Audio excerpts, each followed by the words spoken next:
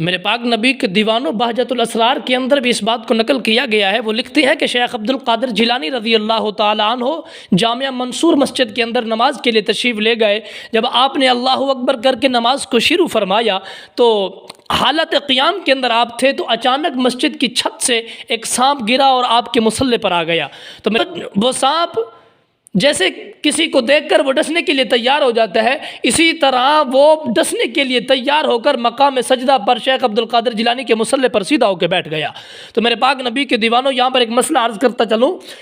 शरीयत मुतारा का एक मसला है कि जब बंदा नमाज पढ़ रहा हो, नमाजी नमाज में हो, तो सामने कोई ऐसी चीज़ आ जाए जिसकी वजह से नमाजी की जान को ख़तरा हो, तो शरीयत मुतारा इस बात की इजाज़त देती है, इस बात की रुख्सत देती है कि नमाजी अपनी जान बचाने के लिए नमाज को तोड़ सकता है, नमाज को छोड़ सकता है।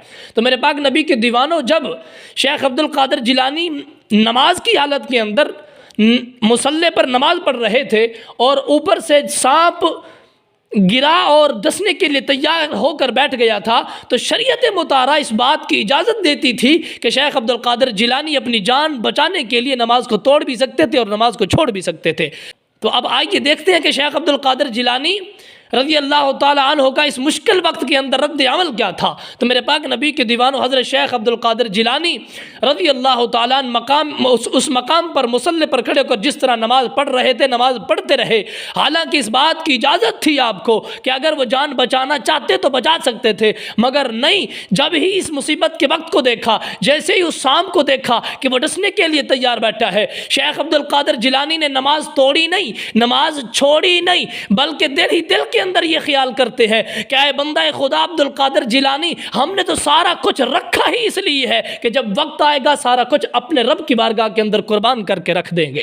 तो मेरे पाक नबी के दीवानों, शेख अब्दुल कादिर जिलानी रज़ी अल्लाह ताला अन्हु नमाज पढ़ते रहे, हत्ता कि आप रुकू में गए। आप फरमाते हैं जब मैं नमाज के अंदर सजदे के लिए इरादा किया तो मैंने अपने हाथ के साथ सांप को गुदी से पकड़कर दूर फेंक दिया और अल्लाह तबारक व तआला की बारगाह के अंदर सजदा रेज़ हो गया। आप फरमाते मैंने नमाज मुकम्मल की, जब अत्तहियात में बैठा, कादा में बैठा, तो वही सांप मेरी रानों पर चढ़ने लगा, मेरे जिस्म को चिपटने लगा, हत्ता कि मेरी गले के अंदर लिपट गया। आप फरमाते हैं मैं जिस तरह नमाज पढ़ रहा था उसी तरह नमाज पढ़ता रहा। मेरे पाक नबी के दीवानों, हज़रत शेख अब्दुल कादिर जिलानी फरमाते हैं जब मैंने सलाम फेरा तो मैं दाएँ भी देखा, मैंने बाएं भी देखा, मैंने आगे भी देखा, पीछे भी देखा, वो सांप मुझे कहीं भी नज़र ना आया। मेरे पाक नबी के दीवानों, आप फरमाते फिर मैं अगले दिन उसी मस्जिद के अंदर नमाज के लिए जब हाजिर हुआ तो क्या देखता हूँ, मस्जिद के सेन के अंदर एक लंबे कद वाला नौजवान नज़र आता है जिसकी आंखें बिल्ली की तरह हैं। आप फरमाते हैं जब मैं उसके करीब गया तो वो मुझसे बातें करने लगा,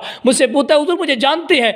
मैंने कहा मैं नहीं जानता, बताओ तुम कौन हो? कहने लगा मैं कल वाला सांप हूँ जो आपको कल तंग कर रहा था। मेरे पाक नबी के दीवानों, आप फरमाते हैं कहने लगा कि हुजूर मैंने बड़े बड़े अल्लाह वालों का इम्तिहान लिया है, मैंने बड़े बड़े अल्लाह के वलियों को आजमाया है। उन अल्लाह वालों में से कुछ तो ऐसे अल्लाह के वली थे जो बातनी तौर पर तो साबित कदम रहे मगर ज़ाहिरी तौर पर हिल गए थे। बाज़ उनमें से ऐसे थे जो ज़ाहिरी तौर पर तो साबित कदम रहे मगर बातनी तौर पर हिल गए थे। बाज़ ऐसे थे जो जनाबे वाला ज़ाहिरी तौर पर भी हिल गए थे, बातनी तौर पर भी हिल गए थे, मगर उन अल्लाह वालों की लिस्ट के अंदर सिर्फ एक नाम अब्दुल कादिर जिलानी का आता है जो ज़ाहिरी तौर पर भी चट्टान की तरह साबित कदम रहा है और बातनी तौर पर भी चट्टान की तरह साबित कदम रहा है।